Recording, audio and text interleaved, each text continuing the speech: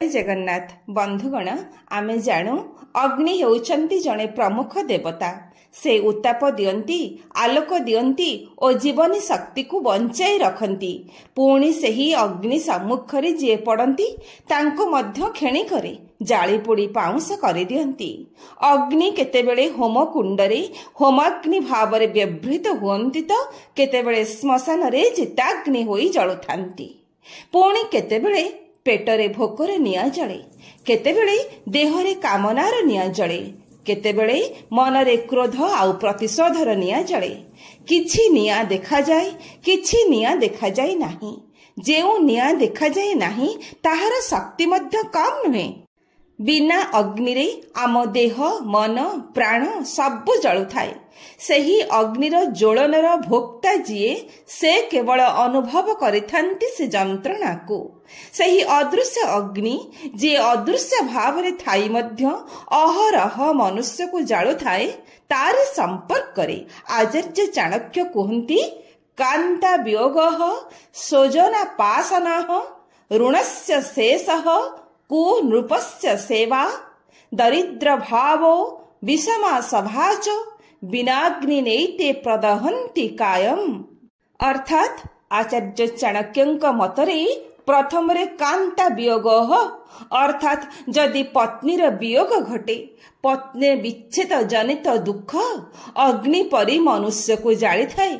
एही पत्नी विच्छेद सामयिक समय पई नुहे। आचार्य चाणक्य कहंती प्राण प्रिया पत्नी जदि अकाल रे चली जाए सही अफेरा राइज को तेबे तार प्रेमिक स्वामीटी को विच्छेद निया दग्ध करी मरणांतक कष्ट दिए जहाको केही भी देखि पारंती नहीं। केवल अनुभवी स्वामीटी ही से जंत्रणा को अनुभव करिथाए। द्वितीय रे आचार्य चाणक्य कहंती आउ गोटे अग्नि हेला भाई बंधु भौणी पड़ोसी बा से भली आत्मीय स्वजन मानक ठारू बिना कारण रे अपमान पाइबा ताहा मध्य आम देह और मन को दग्ध करुथाए। तृतीय रे आउ गोटे अग्नि हेला युद्धर शेष अवस्था।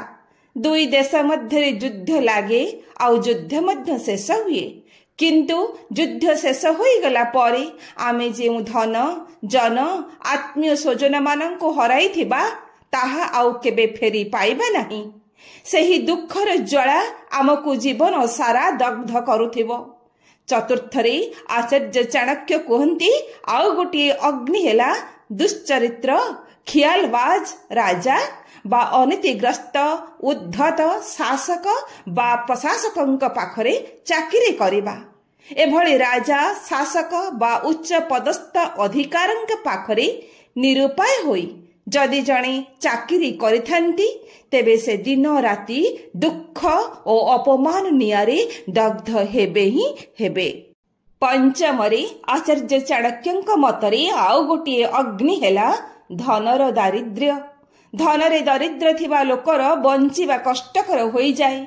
उदर ज्वाला ताको दग्ध करे। ताठारु आहुरी कष्टदायक हेउछि मनर दरिद्रता। अर्थात मनरे दरिद्र मनीष सर्वदा हीन मन्यतार अग्नि रे जली पोड़ी मरुथाए।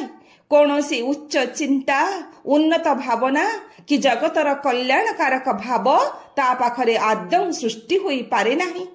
षष्ठ रे आउ एक अग्नि हेउछि क्रोध आउ प्रतिशोधर अग्नि जहा आदम देखा जाए नाही किंतु जे व्यक्ति मनरे क्रोध सृष्टि हुए आउ सेही क्रोध जोगु अन्य उपरे प्रतिशोध नेबार निया ता मनरे लागि थाए ताहा अन्य को जालिबा पूर्वर प्रथमे ता निजको ही जाली पोड़ी छारखार कर दिए।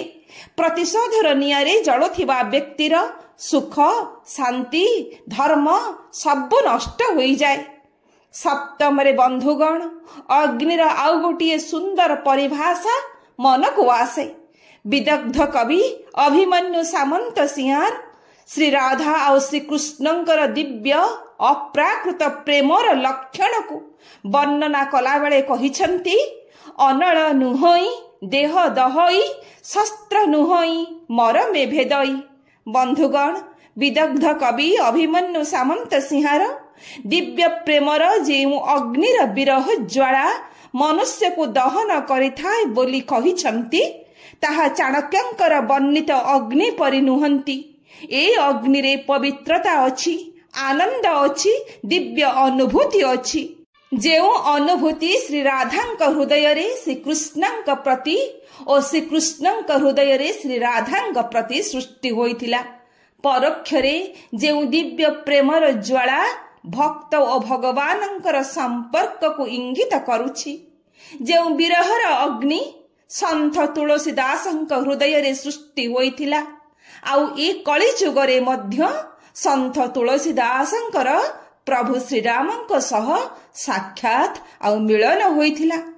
ଯେଉଁ ବିରହ ଜ୍ୱାଳା ବିଲ୍ୱମଙ୍ଗଳଙ୍କ ହୃଦୟରେ ସୃଷ୍ଟି ହୋଇଥିଲା, ଆଉ ଅନ୍ଧ ବିଲ୍ୱମଙ୍ଗଳଙ୍କୁ ସାହାଯ୍ୟ କରିବା ପାଇଁ ନିଜେ ଶ୍ରୀକୃଷ୍ଣ ଚାଲି ଆସିଥିଲେ, ବାଳ ଗୋପାଳ ଭାବରେ ତାଙ୍କ ପାଖେ ପାଖେ ରହିଥିଲେ ଆଉ ତାଙ୍କର ସେବା କରିଥିଲେ। ଆଉ ବିଲ୍ୱମଙ୍ଗଳ ହୋଇଗଲେ ମହାନ ସନ୍ଥ ସୁରଦାସ। ଏହିପରି ଭକ୍ତ ବନ୍ଧୁ ମୀରାବାଈଙ୍କ ହୃଦୟରେ ମଧ୍ୟ ତାଙ୍କ ପରମ ପ୍ରେମିକ ମୁରଲୀ ମନୋହରଙ୍କ ପାଇଁ ସୃଷ୍ଟି ହୋଇଥିଲା ବିରହର ଅଗ୍ନି। ଆଉ ଯେଉଁ ଅଗ୍ନି ପାଇଁ ବା ଯେଉଁ ବିରହର ଜ୍ୱାଳା ପାଇଁ ପ୍ରଭୁ ଶ୍ରୀକୃଷ୍ଣ ମଧ୍ୟ ତାଙ୍କୁ ପ୍ରାପ୍ତ ହୋଇଥିଲେ। ଏହିପରି ଅନେକ ଉଦାହରଣ ଅଛି। ତେବେ ବନ୍ଧୁଗଣ, ଏ ଥିଲା ଆଚାର୍ଯ୍ୟ ଚାଣକ୍ୟଙ୍କର ନୁହଁ ତ ଅଗ୍ନି କରଇ ଦହନର କେତୋଟି ସତ୍ୟ ବଚନ। ଜୟ ଜଗନ୍ନାଥ।